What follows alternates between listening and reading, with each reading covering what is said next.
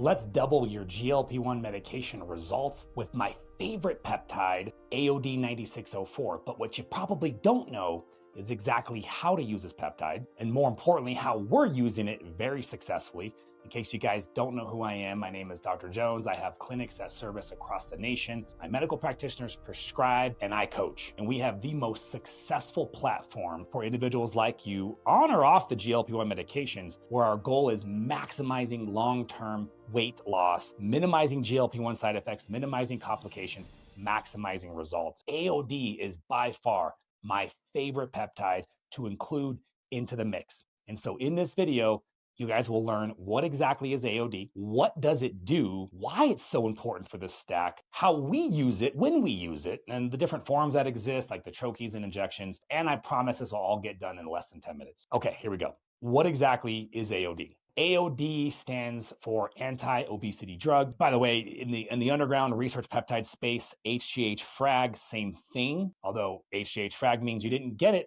from a high quality compounding pharmacy. And I have other videos talking about that. But basically, if it didn't get prescribed from a doctor, if it doesn't come shipped to your doorstep, it's not from a 503A pharmacy. It says all over the bottles, not for human consumption. So just be safe out there. AOD is actually a fragment of the human growth hormone molecule. Growth hormone is involved in fat loss, fat immobilization, improved protein synthesis, which can convert into either more muscular growth or more muscle preservation during weight loss, which is obviously very important, potentially improved sleep and cognitive function, a lot of good things with growth hormone. AOD is kind of like a supercharged portion of all that long list we just went over, just focusing on the fat mobilizing part of that.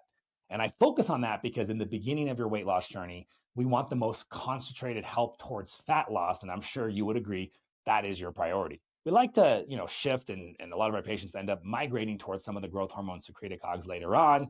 Technically, you could do both of them at the same time, but that's something that you can speak to my providers about if you guys have any questions. So AOD, fragment of the human growth hormone. But what does it do?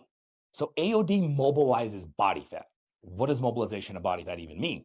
It's like the prerequisite, the stuff that needs to happen before you can burn the fat, which means utilize the fat for energy.